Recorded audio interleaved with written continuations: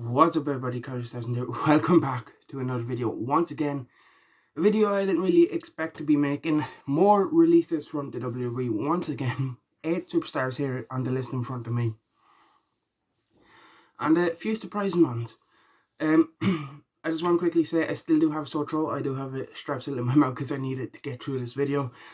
That's why there has been a bit of a lack of videos recently. But I do plan on once I get better. Well, even before I get better, I do have a few videos that I'm going to still try and get out on a more regular basis. I do have a bit of a cough as well, so yeah. I just want to apologize if I start coughing in this video. That's why. But yeah, more releases by the WWE. But before we get into it, we're going to do this as we always do.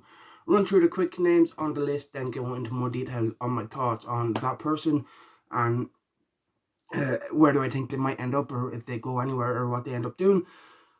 So yeah, let's quickly get into that. But before we do, please leave a like, comment, and subscribe as always. So the list of 8 superstars that I have in front of me that all got released because of budget cut reasons. Like the excuse is always given. You know, whenever they release someone, you know it's going to be, oh, budget cuts. But, yeah. So, Tegan Knox, Drake Maverick again. John Morrison, Jackson Riker, Shane Thorne.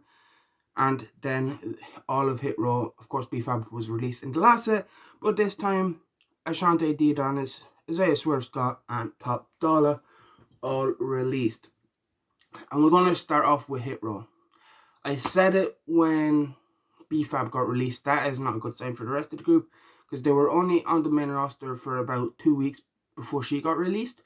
And if they were giving up on her and giving up on it after 2 weeks, things didn't look good for Hit Row. And unfortunately, the other members are now also released. And I still don't believe how they've messed this up or why they've done this. Hit Row were legit one of the hottest things in the entire company. They were in NXT.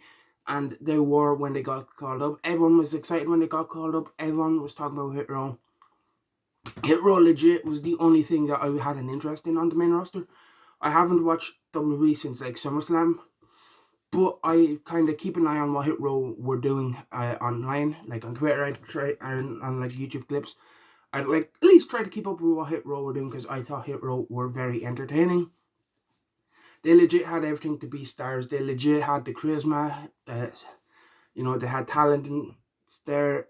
And yeah, like WWE just somehow made a meal of it and messed it up and released them all for whatever reason, I don't know. Like, they legit had everything to be stars. Not really sure what Top Dollar and Ashanti are going to do. Like, they don't really have independent backgrounds, so I don't know if they, maybe WWE was it for them. They were like, okay, I'm not in WWE, I don't really want to go indies. Maybe, unless, you know, they could stick together, all 4 members of Hit Row, kind of do Hit Row, but of course different enough to avoid like WWE copyright and all. Yeah, and you know, maybe they can, like, I know AEW or somewhere, Impact could pick them up. Swerve, I've been a big fan of before he even got signed. I was a big Shane Strickland fan. I was a big Killshot fan in Lucha Underground. I love his stuff in NXT, especially as a member of Hit Row. So yeah, he's someone that I think is fine. Literally, me and someone I know were talking before the last OTT show about Keith Lee and Shane Strickland in OTT and how we'd love to see them come back. And now it's actually a legit possibility that we could see both of them back in an OTT ring in the near future, so I can get to see them live in person again. So from a like personal point of view, I'm kind of happy for that reason, like a selfish reason. But as always, it does suck to see someone lose their job, especially when it's something they've worked so hard for throughout their career. But yeah, Shane Strickland is someone that I think is fine. He has charisma, he has the talent. Someone will definitely pick him up. Like, I can see him in AEW, I can see him in Impact. I was about to say Ring of Honor, but of course that doesn't really seem to be a thing anymore. It looks like Ring of Honor are closing down. But yeah, Swerve is definitely someone who can go make it back on the indies. As I said, maybe get signed. The others, maybe, I don't really know too much. Like, they aren't really indie guys, so you don't really know if they have the passion for like doing the indie stuff. Maybe they just wanted WWE was their goal, and now that they don't have that, they maybe might not be interested, but we'll have to wait and see on that. Next name I want to talk about is Tegan Knox, of course, the former Nixon Newell on the Indies. Again, someone I was a big fan of before her days in WWE. She's someone that I think was just a bit unlucky at times. Whenever she seemed to get a bit of momentum, she seemed to pick up an injury. Yeah, and she literally was just split up from teaming with Shotzi Blackheart in the draft, and now they released her. Again, I think Nixon, she's talented, she's fine. Like, she can go back to Stardom. AEW or someone could pick her up. Impact could pick her up. Again, very talented wrestler, very talented worker. Someone that I'd be happy to see back on like the European independent circuit if that's what she wants. Like, but Tegan Nixon, again, someone I think will be fine coming out the other side of this. And as I said, her WWE run just seems to be very unfortunate with injuries whenever things kind of start getting going for her. Next up, I'm going to talk about is John Morrison, Johnny Impact, Johnny Nitro, whatever you want to call him. He's someone else that's going to be fine. He's been released before. He spent like nearly 10 years away from WWE before coming back. As I said, he can easily go back to Impact. AEW, maybe they could pick him up. I don't really know if he's someone AEW would be having interest in, but he's definitely a talented worker. He's already proven before that he can do it without the WWE system behind him. So again, not really too much to say about that. Drake Maverick is the next one I'm going to talk about. It was about a year ago when the original releases last year.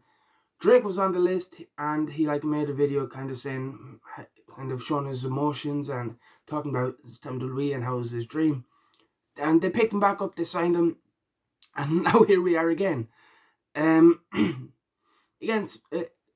I feel like if Drake is someone that definitely can make it elsewhere. He's again, kind of like Morrison, he's already proven it out the WWE system. Well, more like Swerve, because Morrison left WWE and proved it. Whereas Spud, as Rockstar Spud and Impact, he kind of started to make his name. That's what got the WWE interested in. So again, Spud, I think, again, someone, as long as he wants to keep this up, there'll definitely be a place for him somewhere. Shane Thorne, this one, I'm not really surprised about. I do like Shane Thorne as a tag team wrestler. I like them in TM61 or the TMDK, the Mighty Don't Kneel. And he's kind of, since his tag team partner got released a while ago, he kind of just been stuck in the middle, kind of just floating around the place. They put him in Retribution as Slapjack. They kind of done that for a bit. But yeah, really since Retribution then broke up, I feel like I haven't really seen or heard his name around a lot. Hopefully now he can go reunite TMDK with Nick Miller, who has been doing stuff with New Japan. He was in the New Japan Cup, was it last year or the year before? So yeah, I feel like there's an easily a spot back as a tag team guy with him and TMDK. That's what I would like to see, because I did like that team. I would do. So I'd like to see a reunion there. And lastly, we've Jackson Riker, and I feel like this is one that whenever previous lists of releases have come out, this is the name that people have how is he still there? How, what is going on? And well, now he's gone. I don't really know what to, he was Gunner in TNA. Maybe he could go back and do that stuff. But I don't know. This is one where fans have been how has he survived so long? And well, now, unfortunately, this time he got the call and has been released as well. So that is it. Again, once again, more WWE releases. Again, more big surprising names, especially in Hit Row. All 4 members now gone. That is it. Let me know what you think of these releases in the comment section below. Leave a like if you did enjoy this video. Subscribe if you haven't already. And I will see you in the next one.